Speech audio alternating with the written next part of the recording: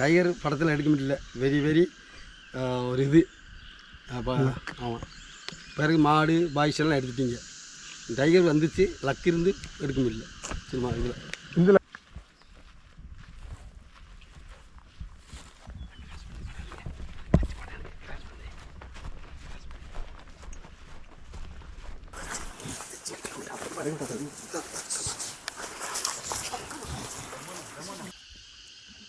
എന്തോ ഒരു ജീവിയുടെ കാൽപ്പാട്.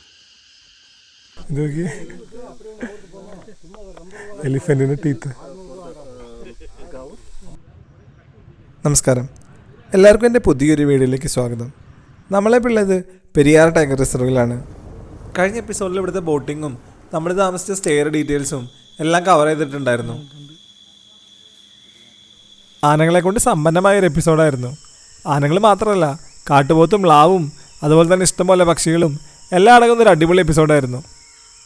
ഇതുവരെ ആ വീഡിയോ കാണാത്തവർക്കായി ഞാൻ ഇതിൻ്റെ ഡിസ്ക്രിപ്ഷനിൽ ലിങ്ക് കൊടുക്കാണ്ടോ. അങ്ങനെ ഈ ആനകളോടെ മനസ്സോടെ യാത്ര പറഞ്ഞ് ബ്രേക്ക്ഫാസ്റ്റ് എല്ലാം കഴിച്ച് നമ്മൾ ട്രക്കിങ്ങിൻ്റെ സ്റ്റാർട്ടിംഗ് പോയിൻ്റായ ബോട്ട് ലാൻഡിങ്ങിൻ്റെ അവിടെ എത്തി. അങ്ങനെ ഞങ്ങളിവിടെ ട്രക്കിങ്ങിൻ്റെ സ്ഥലത്തെത്തി.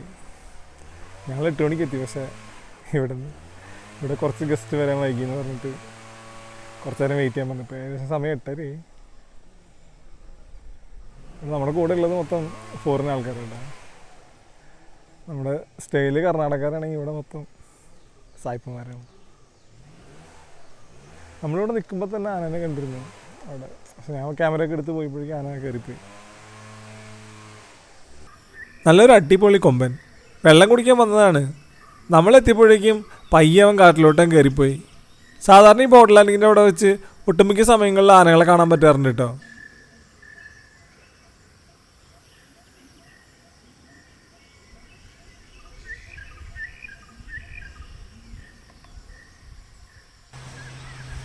ഈ ബോട്ട് കണ്ടിട്ടാണ് ആന പെട്ടെന്ന് അങ്ങോട്ട് കയറിപ്പോയത്. ഇത് ഫോറസ്റ്റ് ഡിപ്പാർട്ട്മെൻറ്റിൻ്റെ പെട്രോളിംഗ് ബോട്ടാണ്. എൻ്റെ കൂടെ എൻ്റെ ഫ്രണ്ട് അജിത്തുണ്ട്. ഞങ്ങളിന്ന് എടുത്തിരിക്കുന്ന ഇവിടുത്തെ 1 ഫുൾ ഡേ ബാംബോ റാഫ്റ്റിംഗ് പ്രോഗ്രാമാണ്. പെർ ഹെഡ് 3000 രൂപയാണ് ഇതിൻ്റെ ചാർജസ് വരുന്നത്. ഇതിൽ ബ്രേക്ക്ഫാസ്റ്റും ലഞ്ചും എല്ലാം ഇൻക്ലൂഡഡ് ആണ് കേട്ടോ. രാവിലെ 8 മണിക്കാണ് ഈ പ്രോഗ്രാം സ്റ്റാർട്ട് ചെയ്യുന്നത്. ഫോറസ്റ്റിലൂടെയുള്ള ട്രക്കിങ്ങും റാഫ്റ്റിംഗ് എല്ലാം കഴിഞ്ഞ് വൈകിട്ട് 5 മണിയോട് കൂടിയാണ് നമ്മൾ തിരിച്ച് ബോട്ട് ലാൻഡിങ്ങിൻ്റെ അവിടേക്ക് എത്തുള്ളൂ.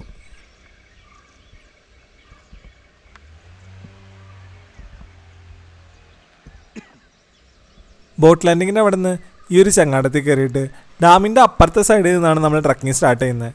ഏകദേശം 2.5 മണിക്കൂറോളം ഉണ്ടാവും ഈ ട്രക്കിംഗ്.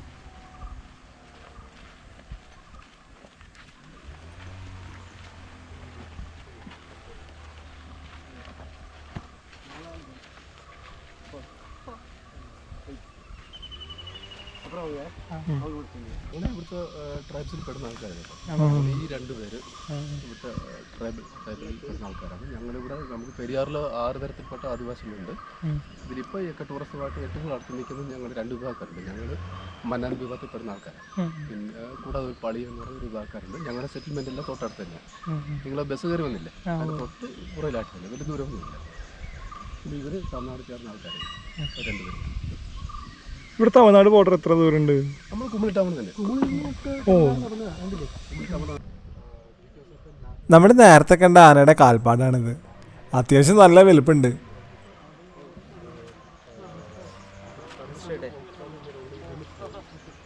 ട്രക്കിംഗ് സ്റ്റാർട്ട് ചെയ്തു. ഇവിടെ ട്രക്കിംഗ് ഇങ്ങനെ നമ്മൾ വഞ്ചിയിൽ ഇങ്ങോട്ട് വന്നപ്പോൾ തന്നെ ഉള്ള ആനത്തുണ്ടെങ്കിലും ആനയുടെ കാൽപ്പാടെല്ലാം കണ്ടു.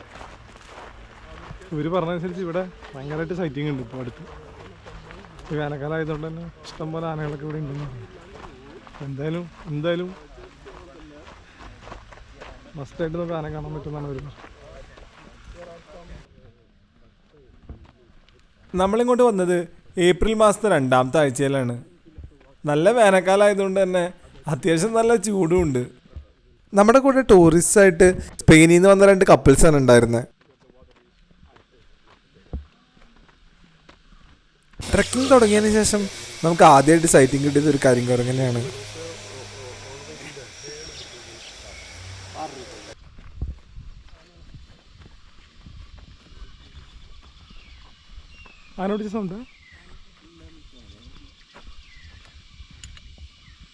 സൗണ്ട് കേട്ടിട്ട് എനിക്ക് ആന മരച്ചില്ല സൗണ്ടായിട്ടാണ് തോന്നിയത്.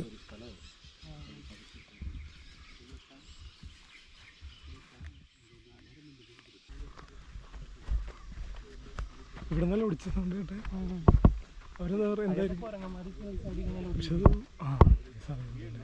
ഒരുപക്ഷെ കരിങ്കുരങ്ങന്മാർ ഒരു മരത്തിൽ നിന്ന് മറ്റേ മരത്തിലോട്ട് ചാടി സൗണ്ട് ആവാനും സാധ്യതയുണ്ട്.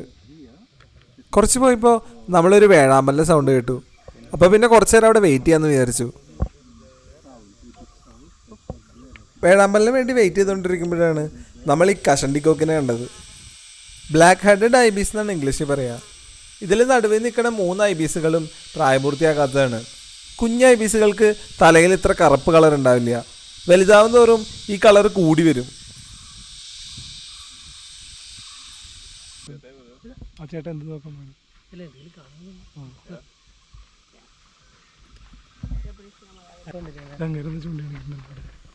അവിടെ എന്തുണ്ടോ ഉണ്ടോ? അത് സീസണിൽ മാത്രമേ ഉള്ളൂ. ചിലപ്പോൾ ഈ പക്ഷി എവിടെയൊക്കെ കാണാൻ പറ്റും. ഏതോ ഒരു വേലിത്തത്തയുടെ നെസ്റ്റിംഗ് ആണ് കേട്ടത്. മിക്കതും നമ്മൾ നേരത്തെ കണ്ട നെസ്റ്റ് ഈ ചെന്തലയൻ വേലിത്തത്തയുടെ നെസ്റ്റ് ആയിരിക്കാനാണ് സാധ്യത.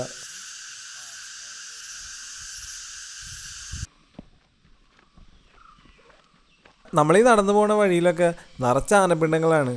നമ്മുടെ നാട്ടിലൊക്കെ ഇങ്ങനെ പാടത്ത് പശുവിൻ്റെ ചാണകം കാണാറില്ലേ, അതേപോലെയാണ് ഇവിടെ ആനപ്പിണ്ടം കിടക്കുന്നത്.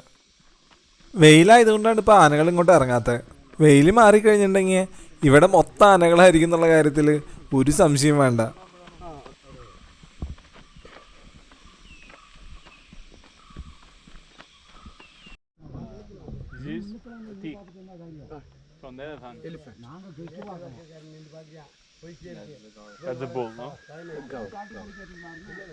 എന്നിട്ട് എലിഫന്റ് ടീത്ത് ഈ വരുന്ന രണ്ട് ഞങ്ങൾ പെറുക്കി ഇവിടെ വെച്ചിരിക്കുന്നത് കാണാൻ വേണ്ടി.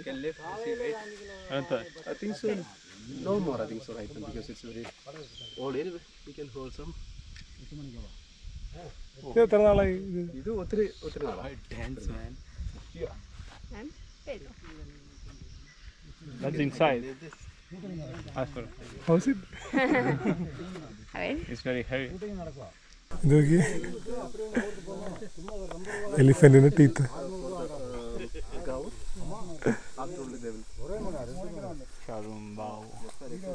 അത്യാവശ്യം വെയിറ്റ് ഉണ്ട്. അവർ മേറ്റിംഗ് സീസണിൽ അവർ സ്പ്രേ ചെയ്യും.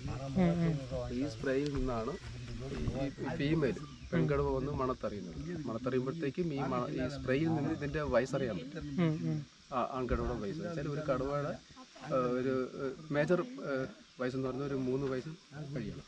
ആ 3 വയസ്സ് ഫില്ലാകുമ്പോഴാണ് ഒരു കടുവയുടെ മെജർ ആകുന്നത്. അപ്പോൾ അതിൽ നിന്ന് തിരിച്ചറിഞ്ഞിട്ടാണ് ഈ പെൺകടുവ ആൺകടവയുടെ ഏരിയയിലേക്ക് വരുന്നത്. അപ്പോൾ ഒരിക്കലും ആൺകടവ ഈ ഏരിയ വിട്ട് പോകാറില്ല.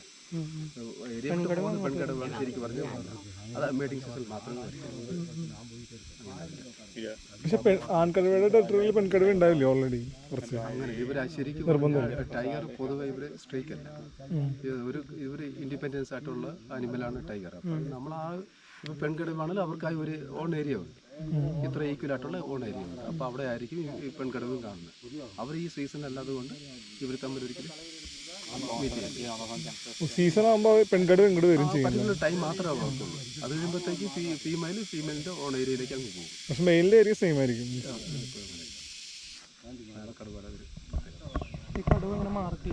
ഈ മാർക്ക് എന്ന് വെച്ചാൽ ഇതൊരു മരുന്നെന്നൊക്കെ പറയും. നമ്മൾ പൂമരുന്നെന്നൊക്കെയാണ് പറയുന്നത്. കാരണം ഇതിൻ്റെ ഒരു വിത്ത് എന്ന് പറയുന്നത് ഒരു പൂവിന് നിറം വരുന്നത് കൊണ്ടാണ് ഇതിന് നമ്മൾ പൂമരുന്നെന്നൊക്കെ പറയുന്നത്. ഇത് കിൻഡൽ ട്രീ എന്നൊക്കെയാണ് പറയുന്നത്. അപ്പോൾ ഇത് നഖം പൊഴിക്കാൻ, ഇപ്പോൾ കേടുപാട് വരുന്ന നഖങ്ങളുണ്ട്, അത് പൊഴിക്കാൻ വേണ്ടിയാണ് ശരിക്കും പറഞ്ഞാൽ ഈ കടുവ ഈ പൂമരുതിൽ മാത്രം മാന്തുന്നതിൻ്റെ ഒരു കാരണവശം. പിന്നെ ഇത് കൂടാതെ നമ്മളിവിടെ ചോരക്കാലി എന്നാണ് ഞങ്ങൾ ഈ മേഖലയിൽ പറയുന്നത്. ചില ആൾക്കാർ പറഞ്ഞ് ചോരക്കാളി എന്നൊക്കെ പറയും. കാരണം ഇതിൻ്റെ കറ അതുകൊണ്ട് ചുമന്ന് വരുന്ന ചോരയുടെ കളറായതുകൊണ്ടാണ് അതിന് ചോരക്കാളി എന്ന് ചിലർ പറഞ്ഞത്. ഞങ്ങൾ ചോരക്കാലി എന്ന ഈ മേഖലയിൽ പറയുന്നത്. അപ്പോൾ അതിലും കടുവ മാന്താറുണ്ട്. ആ മാന്തിൻ്റെ ഒരു പ്രത്യേകത വെച്ച് കഴിഞ്ഞാൽ കടുവ നഖങ്ങൾ എപ്പോഴും വൃത്തിയാക്കി വെക്കുന്ന ഒരു സ്വഭാവക്കാരൻ. പിന്നെ ഒന്ന് ചെറിയൊരു ഷാർപ്നെസ് കിട്ടാൻ വേണ്ടിയൊക്കെ ചെയ്യും. പിന്നെ മുറിവുകൾ ഉണ്ടെങ്കിൽ ഇത് ഉണക്കാൻ വേണ്ടി ഇതിൻ്റെ കറ സഹായിക്കും ആ ചോരക്കാരിയുടെ. അതിനാണ് ശരിക്കും പറഞ്ഞ ചോരക്കാലിൽ ഇത് മാന്തി വയ്ക്കുന്നത്. പിന്നെ വെച്ചാൽ കടുവയുടെ ഒരു ഏരിയ എന്ന് പറഞ്ഞാൽ ടെറിട്ടോറിയൽ മാർക്ക് എന്ന് പറഞ്ഞാൽ ഇതിൻ്റെ ഒരു ഗ്രൗണ്ടിൽ ഇത് മാന്തി വയ്ക്കും. അത് റാക്ക് മാർക്ക് എന്നൊക്കെയാണ് പറയുന്നത്. അപ്പോൾ അതാണ് ശരിക്കും പറഞ്ഞാൽ ടൈഗറുടെ ടെറിട്ടോറിയൽ മാർക്ക് എന്ന് പറയുന്നത്. അത് ഗ്രൗണ്ട് മാർക്കിംഗ് ഉണ്ട്. ഗ്രൗണ്ട് മാർക്കാണ് ശരിക്കും പറഞ്ഞാൽ ടൈഗറിന്റെ യഥാർത്ഥ ടെറിട്ടോറിയൽ മാർക്ക്. പക്ഷെ നമ്മൾ കാണാൻ പറ്റാറില്ലല്ലോ ചില സ്ഥലങ്ങളിൽ നമുക്ക് കാണാൻ പറ്റും. നമ്മൾ പിന്നെ പൊതുവെ ചില ആൾക്കാർ പറയും മരത്തിൽ മാന്തി വയ്ക്കുന്നതാണ് ടെറിട്ടോറിയൽ മാർക്ക് എന്ന് പറയുന്നത്. അത് ശരിയെന്ന് പറഞ്ഞതിന്റെ കാരണം വെച്ച് കഴിഞ്ഞാൽ ആ കടുവയുടെ ആ ചുറ്റളവിൽ മാത്രമേ കടുവ ഇത് മാന്തി വയ്ക്കാറുള്ളൂ. മറ്റു ഏരിയ വിട്ട് ഒരിക്കലും പോയി ചെയ്യാറില്ല. അതുകൊണ്ടാണ് അങ്ങനെ പറയുന്നത്. ശരിക്കുള്ളത് ഗ്രൗണ്ടിൽ വരുന്നതാണ് അതിന്റെ ശരിക്കുള്ള. അത് മറ്റേ കടുവയ്ക്ക് കാണാനും പറ്റും ഗ്രൗണ്ട് മാർക്ക്. ഇല്ല ഈ ഇവർക്ക് അതിന്റെ അവരുടെ ഓൺ ഏരിയയിൽ മാത്രമേ ഒരു ഈ പറഞ്ഞ പോലെയൊക്കെ പിടിക്കത്തുള്ളൂ, ഇര പിടിക്കത്തുള്ളൂ. ഏരിയ വിട്ട് ഒരിക്കലും പുറത്തു പോകും. കാരണം അതുകൊണ്ടാണ് ഇവർ ആർക്കും ഷെയർ ചെയ്യത്തില്ല. ഒരു കടുവ പിടിച്ചാൽ ആ കടുവ തന്നെയാണ് അത്. അത് വേണമെങ്കിൽ കാട്ടുപട്ടിയൊക്കെ എടുത്ത് കഴിക്കും. ഇല്ല ഹൈന അങ്ങനത്തെ സാധനങ്ങൾ എടുത്ത് കഴിക്കും. കാട്ടുപട്ടിയൊക്കെ എന്ന് വെച്ചാൽ കാട്ടുപട്ടി ഇവിടെ പിടിക്കുന്നത് മാനൊക്കെയാണ് പിടിക്കുന്നത്. അവരൊരു പായ്ക്ക് എന്ന് പറയുന്നത് ഒരു 15, 20, 22 ഉണ്ട്. ഞാൻ 20 ഞാൻ കണ്ടിട്ടുണ്ട്. ഒറ്റ തവണ മാത്രമേ കാണാൻ പറ്റിയിട്ടുള്ളൂ. അവർ പിന്നെ അത്രയും പേര് ആ സെക്കൻഡ് ഉണ്ട്, ഒരു അരമണിക്കൂർ. അവരങ്ങനെ ടൈഗർ പിടിച്ചതിന്റെ ബാക്കിയൊന്നും കഴിക്കില്ല. ഇല്ല അവർ അപ്പൊ തന്നെ 15 സീറ്റ് അവർ അടുത്ത ഏരിയയിലേക്ക് പോകും. ടൈഗർ പിടിച്ചതിന്റെ ബാക്കി ആരും കഴിക്കില്ല. നല്ല സ്മെല്ലായിരിക്കും. പക്ഷെ ഇവിടെ കിട്ടിയിട്ടുണ്ടോ കില്ല എവിടെയെങ്കിലും ടൈഗർ? ചില സമയങ്ങളൊക്കെ നമുക്ക് ഈ ഏരിയയിലൊക്കെ നമുക്ക് കീവിടാണ്. പിന്നെ ഇവർ ഒരു പീരീഡിൽ ഇത് പുറത്ത് വരുന്ന തന്നെ ഈ മറ്റേ തോട് പൊളിഞ്ഞ് പാമ്പിനെ പോലെ തോട് പൊളിഞ്ഞ്. പാമ്പുകളെ പോലെ തന്നെ ചീവീടുകളും അവരുടെ സ്കിൻ ഇങ്ങനെ പൊഴിക്കാറുണ്ട്. ഓരോ തവണ അവർ ഇതുപോലെ സ്കിൻ ഉപേക്ഷിക്കുമ്പോഴും അവരുടെ വലിപ്പം കൂടിക്കൊണ്ടിരിക്കും.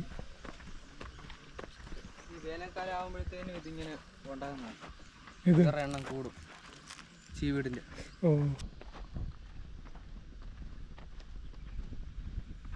വെയിൽ ഭയങ്കര കൂടുതലായതുകൊണ്ടായിരിക്കണം ഇതുവരെ നമുക്ക് കാര്യമായിട്ടുള്ള അനിമൽ സൈറ്റിംഗ് ഒന്നും കിട്ടിയില്ല.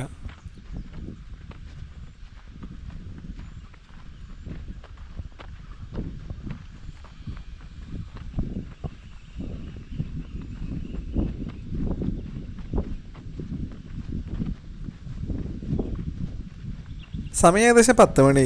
അപ്പോൾ നമ്മൾ ബ്രേക്ക്ഫാസ്റ്റിനായിട്ട് ഒരു സ്ഥലത്ത് നിർത്തി. കൂടെയുള്ളത് ഫോറിനേഴ്സ് ആയതുകൊണ്ടാണോ എന്നറിയില്ല, ബ്രെഡ് സാൻഡ്വിച്ചും പിന്നെ കുറച്ച് ഫ്രൂട്ട്സും ആയിരുന്നു ബ്രേക്ക്ഫാസ്റ്റിന് ഉണ്ടായിരുന്നത്.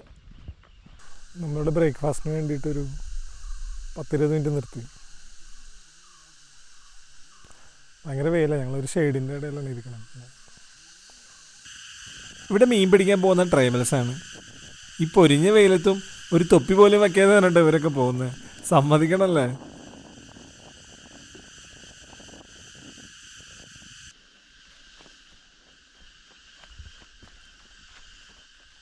ഇന്ത്യയിലെ മറ്റ് സംസ്ഥാനങ്ങളിലൊന്നും ടൈഗർ റിസർവുകളുടെ ഉള്ളിലുള്ള ട്രക്കിംഗ് അലൗഡല്ല. കേരളത്തിൽ മാത്രമാണ് ഇങ്ങനെ ഒരു ഓപ്ഷൻ ഉള്ളത്. എന്നാൽ നമ്മൾ മലയാളികൾ ഇതൊക്കെ നന്നായി മുതലാക്കണ്ടോ എന്ന് ചോദിച്ചാൽ ഇല്ലാതെ തന്നെ പറയേണ്ടി വരും.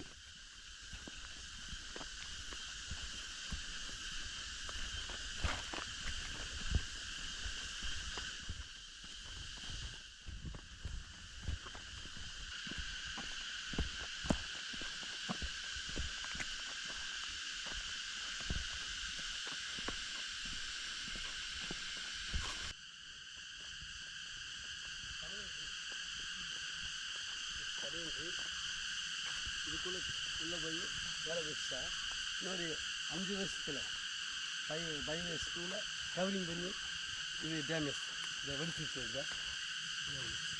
ഈ ആൽമരത്തിൻ്റെ വിത്ത് വേറൊരു മരത്തിൻ്റെ മുകളിൽ മാത്രമേ വളരുള്ളൂ.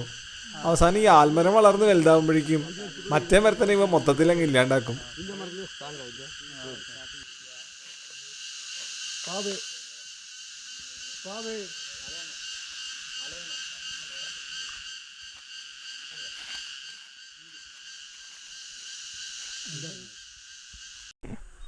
ഇത് കണ്ട ടൈഗർ മാർക്ക് ചെയ്ത എൻ്റെ ചോരക്കാരി എന്ന് പറഞ്ഞ ചെടി.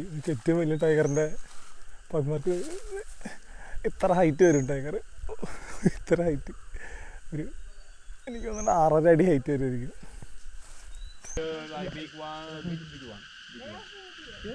സമയം ഏകദേശം 11 മണി. ഇവിടെ നിന്ന് അങ്ങോട്ട് ബാംബു റാഫ്റ്റിംഗ് സ്റ്റാർട്ട് ചെയ്യാണ്. റാഫ്റ്റിങ്ങിനുള്ള പങ്കായങ്ങളെല്ലാം ഇവരൊരു മരത്തിൻ്റെ ഉള്ളിൽ ഒളിപ്പിച്ച് വെച്ചിരിക്കുകയാണ്. പുറത്ത് വെച്ച് ആന ചവിട്ടി പൊട്ടിക്കുന്നുള്ളതുകൊണ്ടാണ് കേട്ടോ അവരിങ്ങനെ മരത്തിൻ്റെ ഉള്ളിൽ ഒളിപ്പിച്ച് വെച്ചിരിക്കുന്നത്.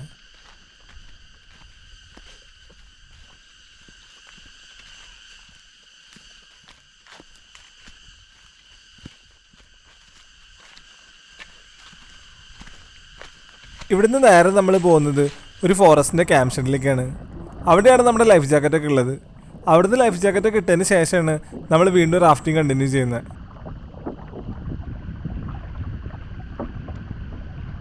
വന്നപ്പോൾ ഇവിടെ കുറച്ച് മാനിൻ്റെ കൊമ്പുകൾ ഇരിക്കുന്നുണ്ട്. ഒരു ഉൾക്കാട്ടിൽ നിന്ന് ഏതോ കടുവ പിടിച്ചാൽ തോന്നുന്നു, അവരിവിടെ കൊണ്ടുവച്ചതാണ്. അത്യാവശ്യം നല്ല വെയിറ്റ് ഉണ്ട്, നമ്മൾ കാണുന്ന പോലെ കേട്ടോ, നല്ല വെയിറ്റുള്ള കൊമ്പാണ്.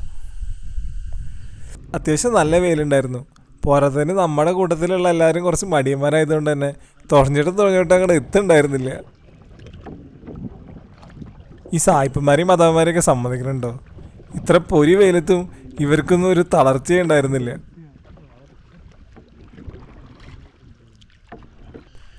നമ്മൾ കുറച്ചു നേരം തുടങ്ങിയപ്പോഴേക്കും തളർന്നതൊക്കെ. അതിലത്തെ എങ്ങനെ തുടങ്ങിയിട്ടുണ്ടെങ്കിൽ പിന്നെ എത്തില്ല.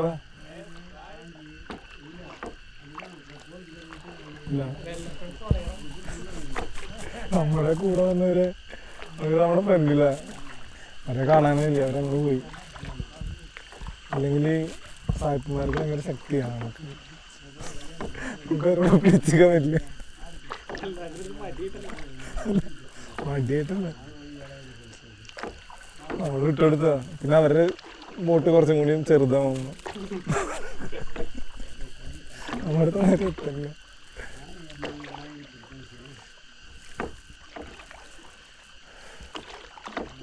പിന്നെ നല്ല വെയിൽ കുറവായതുകൊണ്ട് നല്ല സുഖം.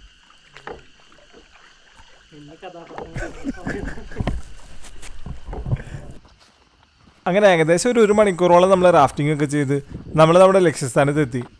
നമ്മളെന്തായാലും ഇവിടെ ഒന്ന് കറങ്ങാമെന്ന് വിചാരിച്ചു. നമ്മുടെ കൂടെ ഉണ്ടായിരുന്ന ഫോറിനേഴ്സ് വന്നില്ല കേട്ടോ. അവർ വഞ്ചിയെല്ലാം തുഴഞ്ഞ് തളർന്നിരിക്കുകയായിരുന്നു.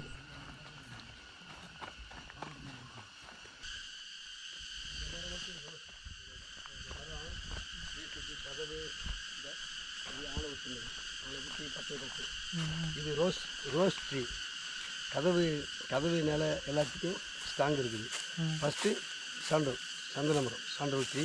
Second rose. Third cake. இந்த ட்ரீ கொண்டுல இந்த ட்ரீ இது த்ரீ வெரி வெரி ஸ்ட்ராங். സമയം ഏകദേശം 1:15 കൂടി നമ്മൾ ലഞ്ചൊക്കെ കഴിച്ചു. ചോറും ചന്ന മസാല ഉണ്ടായിരുന്നത്, പിന്നെ കുറച്ച് ഫ്രൂട്ട്സ് ഉണ്ടായിരുന്നു. ഞങ്ങൾക്ക് എല്ലാവർക്കും തന്നെ നല്ല ക്ഷീണമുള്ളതുകൊണ്ട് തന്നെ ഏകദേശം ഒരു 3/4 മണിക്കൂർ നമ്മളവിടെ കിടന്ന് ഉറങ്ങിയിട്ടാ. സമയം ഏകദേശം 3:15 കൂടി നമ്മുടെ റാഫ്റ്റിംഗ് പൂർത്തിയായി. ഈ റാഫ്റ്റിങ്ങിൻ്റെ ഇടയ്ക്ക് വെച്ച് നമുക്കൊരു വൈൽഡ് ലൈഫ് സെറ്റിംഗ് പോലും കിട്ടിയിരുന്നില്ല. നമ്മൾ ബാംബു റാഫ്റ്റിംഗ് കഴിഞ്ഞിട്ട് വരുമ്പോൾ അത് ഇറങ്ങിയ സ്ഥലത്ത് അവിടെ ദൂരെയായിട്ടാണ് ബാംബു റാഫ്റ്റിംഗ് കഴിഞ്ഞ് അവിടെ വണ്ടിയെല്ലാം പാർക്ക് ചെയ്ത് അവിടെ ദൂരെ കാട്ടുപോത്ത്. ഒട്ടും കാണാൻ പറ്റില്ല, ഒരു വെള്ളം കുടിക്കാൻ വന്നതാണ്. ഒരു കൂട്ടുണ്ട്, ക്യാമറയിൽ കാണാൻ പറ്റും, അത്യാവശ്യം ക്ലിയറായിട്ട് കാണാം ക്യാമറയിൽ. ഇവിടെ നോക്കി ഒട്ടും കാണാൻ പറ്റില്ല, ജസ്റ്റ് ഒരു കറുത്ത കളർ മാത്രമേ കാണുള്ളൂ. ഒരു കൂട്ടം കാട്ടുപോത്തുകൾ വെള്ളം കുടിക്കാൻ വന്ന നല്ല അടിപൊളി കാഴ്ച. അത്യാവശ്യം ദൂരമുണ്ട് കേട്ടോ ഇവിടെ നിന്ന്, ഏകദേശം 10 എണ്ണത്തിന് മേലെയുണ്ട്.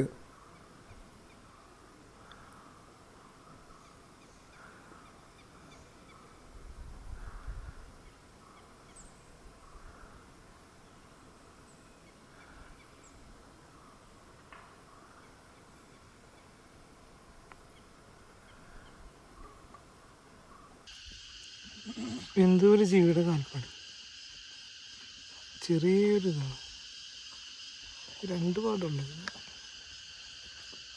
എന്നാലും ഇത് എന്തിൻ്റെ പഗ്മാർക്കായിരിക്കും എനിക്ക് ഇതുവരെ മനസ്സിലായില്ല. 2 കാലിലെ പഗ്മാർക്ക് മാത്രമേ ഉള്ളൂ, ബാക്കിയുള്ള 2 കാലം എവിടെ പോയെന്നാണ് ഞാൻ ആലോചിക്കണേ. ഒരുപക്ഷെ അത് വല്ല പക്ഷിയുടെ ആവാനും സാധ്യതയുണ്ട്.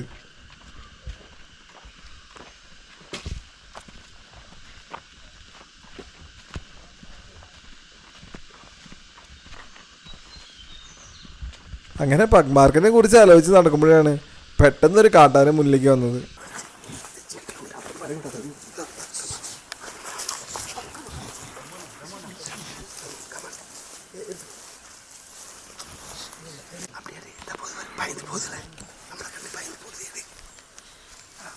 ഈ ആന നമ്മുടെ മുന്നിൽ കൂടെ ക്രോസ് ചെയ്യാൻ വേണ്ടി പോവായിരുന്നു. പക്ഷെ നമ്മൾ സൗണ്ട് ഉണ്ടാക്കിയതുകൊണ്ട് അത് പയ്യെ ഉള്ളിലോട്ട് കയറിപ്പോയി. നമ്മളെന്തായാലും ഈ ആനയുടെ പിന്നാലെ പോകാൻ തീരുമാനിച്ചു.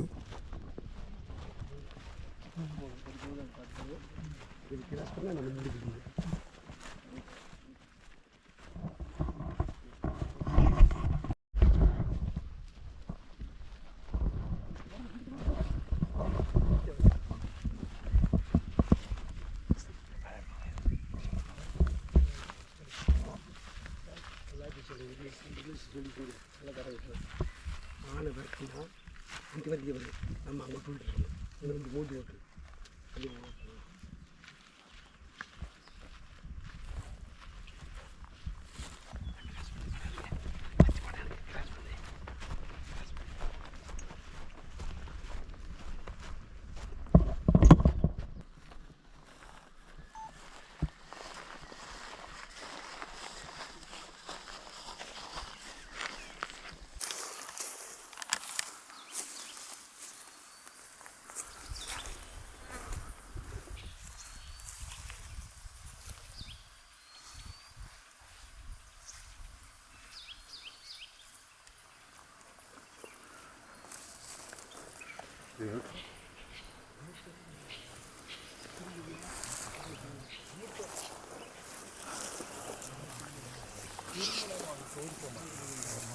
ഈ ആന നമ്മുടെ സാന്നിധ്യം തിരിച്ചറിഞ്ഞിട്ടുണ്ട്. എന്നിട്ട് നമ്മൾ ഇതിൻ്റെ പിന്നാലെ പോകാൻ നോക്കി. അപ്പോൾ ഫോറസ്റ്റുകാർ പറഞ്ഞു വെറുതെ റിസ്ക് എടുക്കണ്ട, ചിലപ്പോൾ ഈ ആന തിരിച്ച് ഓടിപ്പിക്കാനുള്ള സാധ്യത ഉണ്ടെന്ന്. അപ്പോൾ പിന്നെ നമ്മൾ ഈ ആനനെ വെറുതെ വിട്ടു. സമയം ഏകദേശം ഒരു 4 മണിയൊക്കെ കാണും. അത്യാവശ്യം നല്ല രീതിയിലുള്ള അനിമൽ സൈറ്റിങ്സ് ഉണ്ട് കേട്ടോ ഇവിടെ. രാവിലെ കാണാൻ പറ്റാത്തതിൻ്റെ പകരം വിട്ടിയതാന്ന് തോന്നുന്നു.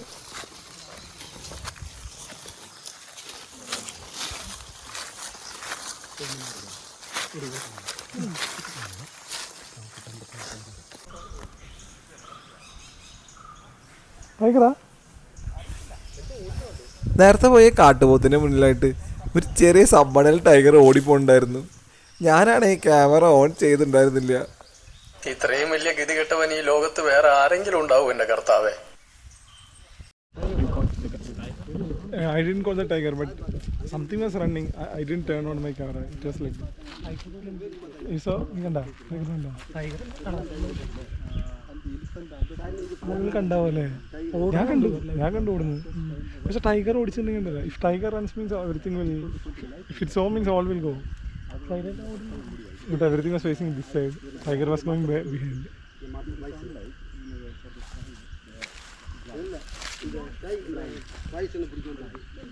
നമ്മൾ ജസ്റ്റ് മിസ്സായി. കണ്ടില്ല, ഞാനും കണ്ടു. ടൈഗറിന്റെ പടമൊക്കെ കിട്ടുക നന്നാ കിട്ടില്ല. ഷൂന്ന് ഒരൊറ്റ പൊക്കരുന്നു. അത് ഓൺ പണിയില്ല. இதுங்க வச்ச முடியும். அப்போ அங்கே வச்சுட்டு வந்துட்டீங்களா டயருக்கு கிராஸ் பண்ணுறோம்ல? இங்கே தானே இருந்து. அதே லக்குதே சார். நான் என்ன சொல்கிறேன், ஆனை மாடு டைகர் எப்போ அன்னைக்கு சொன்னேன்ல ஒரு 2:40 நான் காமிச்சு சார். இப்போ என்ன டைம் ஒரு 4 மணிக்கு கிடைக்குது. இன்றைக்கி எடுத்துருந்தீங்கன்னா இப்போ யூடியூப்பில் போட நல்லா இருந்திருக்கு. டைகர் கிடைக்காம போச்சோம்ல. പിന്നീട് നമ്മൾ കുറച്ച് ക്ലോസപ്പ് ഷോട്ട്സ് എടുക്കാമെന്ന് കരുതി കാട്ടുപോത്തലിൽ അടുത്തോട്ട് പോയി. ഈ കാട്ടുപോത്തിൽ നിൽക്കണതിൻ്റെ അടുത്തായിട്ട് ചെറിയൊരു തിണ്ടുണ്ട്. അപ്പോൾ തിണ്ടിൻ്റെ അവിടെ പോയിട്ട് ഒളിച്ച് നിന്ന് വീഡിയോ എടുക്കുകയാണെങ്കിൽ ഇവർ കാണില്ല എന്നുള്ള പ്രതീക്ഷയിലാണ് നമ്മൾ അങ്ങോട്ട് പോണത്.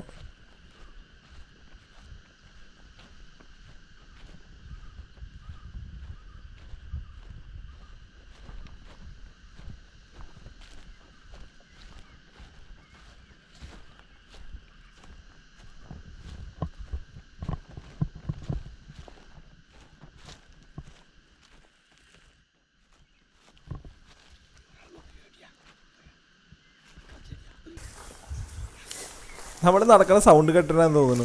അവരിങ്ങോട്ട് നോക്കുന്നുണ്ടായിരുന്നു എപ്പോഴും.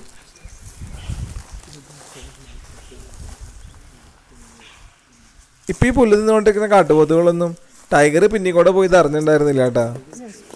ഒരു ചെറിയ കാട്ടുപോത്തിനെ ചേസ് ചെയ്തിട്ടാണ് കേട്ടാ ഈ ടൈഗർ ഓടിപ്പോണ്ടായിരുന്നത്. പക്ഷേ ഈ ടൈഗറിന്റെ പിന്നാലെ വേറൊരു കാട്ടുപോത്തും പോണ്ടായിരുന്നു. അതാണ് നമുക്ക് വീഡിയോയിൽ കിട്ടിയത്. നല്ല സ്പീഡാണോ? ഇല്ല, കിട്ടിയില്ല. ജസ്റ്റ് എടുത്ത് കഴിഞ്ഞപ്പോൾ അവർ ഓടിപ്പോ. ഭയങ്കര സ്പീഡാണ്. ഞാനത് ഓണാക്കിയാൽ മതി. നമ്മളിവിടെ വെച്ച് നേച്ചർ വാക്കിന് വന്നൊരു ടീമിനെ കണ്ടിരുന്നു. അവർക്ക് കരടിയുടെയും സൈറ്റും കിട്ടിയിരുന്നു.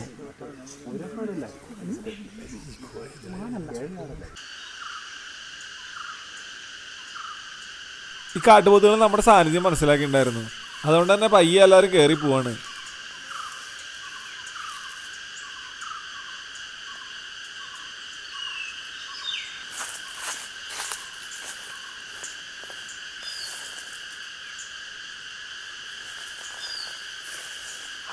ஆனை வீட்டில் தானே வச்சு ஆனைங்கிட்டு தானே வச்சு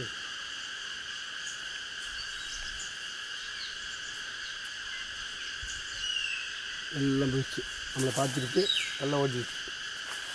அவ்வளோதான். அது முடிச்சுட்டு அப்படி தூக்கிவாங்க போவோம். மாடு நிற்குதுல, குட்டி குட்டியாக இருக்குல்ல, அதை பிடிக்க வந்ததுல. இந்த குட்டி மாட்டெல்லாம் நிறையா இருக்கு இருக்குதா, அது பெருசு, அதை பிடிக்காது. குட்டி மாட்டை பிடிக்கும். அதுக்கு தான் டைகர் வந்தது. டைகர் படத்தில் எடுக்க முடியல, வெரி ஒரு இது. அப்போ ஆமாம், பிறகு மாடு பாய்ஸ் எல்லாம் எடுத்துட்டீங்க. டைகர் வந்துச்சு, லக் இருந்து எடுக்க முடியல. சரிம்மா, இதில் இந்த லென்ஸு கூட இங்கே நான் பார்த்துருச்சு, லென்ஸு கூட தானே இதுக்குள்ளே தான் பார்த்துருச்சு. ஆனால் ஆன் பண்ணிடல. ரெஞ்சிலே பார்த்துட்டு இருக்காரு, ஆன் பண்ண முட்டாரு.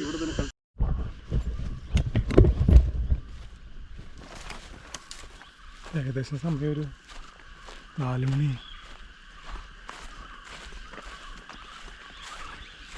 ഭയങ്കര ഫൈറ്റിംഗ് ഉണ്ട്. കാട്ടുപോത്ത്, ആന, അതും കൊമ്പൻ ഒക്കെ ഇവിടെ തന്നെ ഉണ്ട്, അടുത്ത് തന്നെ ഉണ്ട്. പിന്നെ ടൈഗർ, എന്താ എല്ലാവരും കണ്ട്. ഞാൻ ക്ലിക്ക് ചെയ്തില്ല, ജസ്റ്റ് സെക്കൻഡ് വ്യത്യാസം. ഇത് ക്രോസ് ചെയ്ത് പോയി. ഇത് കിട്ടിങ് അടിപൊളിയാണ്. പക്ഷേ ട്രക്കിങ്ങിനാന്ന് എല്ലാവരും കണ്ടു. ഒരു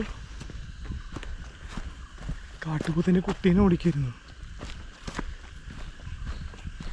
പക്ഷെ സക്സസ് ആവാൻ സാധ്യതയില്ല, കാരണം വേറെ സൗണ്ടൊന്നും കേട്ടില്ല. പിന്നെ അവിടെ നിൽക്കണ്ടായിരുന്ന കാട്ടുപോത്തുകളൊക്കെ പ്രത്യേകിച്ചൊന്നും കുറച്ചുകളൊന്നും അറിഞ്ഞിട്ടുണ്ടായിരുന്നില്ല. ഏകദേശം കടുവ ഓടിച്ചത് ഈ റൈറ്റ് സൈഡിലാണ്. റൈറ്റ് സൈഡിൽ കാട്ടിലേക്ക്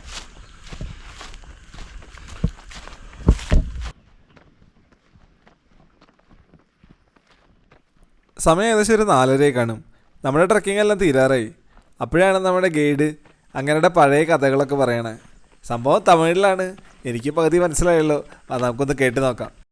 நாங்களாம் இந்த வேலைக்கு சேர்றதுக்கு டைகர், எலிஃபெண்ட் எல்லாத்தையும் ஷூட்டிங் பண்ணி அப்புறமா எங்களை ஃபாரஸ்ட் பிடிச்சி இந்த உங்களை ஹைடு போடுறோம், நீங்கள் இந்த ஆனை புலி எல்லாத்தையும் சுடாதீங்க. பிறகு ஆட்டு முண்டு கத்தியை கொடுத்துட்டு வாக்குறுதி எடுத்துகிட்டு திருப்பி நாங்கள் எல்லாமே இப்போ ஆனை, எலிஃபெண்ட், பாய்சன், டைகர் எல்லாத்தையும் பாதுகாப்பு பண்ணுறோம்.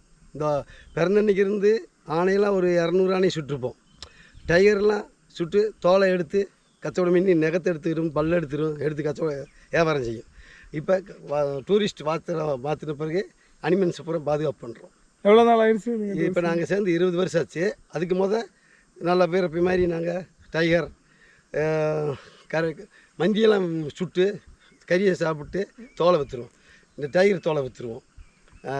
ஆனை தண்டத்தை இங்கே வெட்டி எடுப்போம். இதற்கு கொடையில் கொண்டு வெட்டி தண்டத்தை எடுத்து போய் விற்றுருவோம். அது பைசா விற்றுட்டு பைசா தீர்ந்தோடனே பழையபடிக்க துப்பாக்கி தூக்கி வேட்டைக்கு போவோம். வேட்டைக்கு போன ஆனை கிடச்சாலும் மாடு கிடச்சா மாடை காட்டு மாடு பைசனை சுட்டு வத்தல் போட்டு அதை கொண்டு போய் கச்சவடம் பண்ணி அந்த துட்டு தீர்ந்தோடனே பழையபடிக்கு வேட்டைக்கு வரும். அப்படி இருந்தோம். இதுதான் வேலை. நீங்கள் வீரப்பனுக்கு தெரியுமா? வீரப்பன் ஆளுகளை பார்த்துருக்கோம், வீரப்பனை பார்க்கல. நாங்கள் ஒரு பக்கம் அவரெல்லாம் வயநாடு, நாங்கள் ஒரு ஏரியாவில் ஷூட்டிங் இந்த வேட்டையாடிக்கு தெரிஞ்சோம். வீரப்பன் கோஷ்டி ஒரு நாளும் வந்துச்சுங்க. வரவுக்குள்ள நாங்கள் தான் காட்டி கொடுத்து போட முடியும். துப்பாக்கி நெஞ்சில் வச்சாப்புல நாங்கள் எங்கள் துப்பாக்கி அவர் நெஞ்சில் வைக்கிறோம்.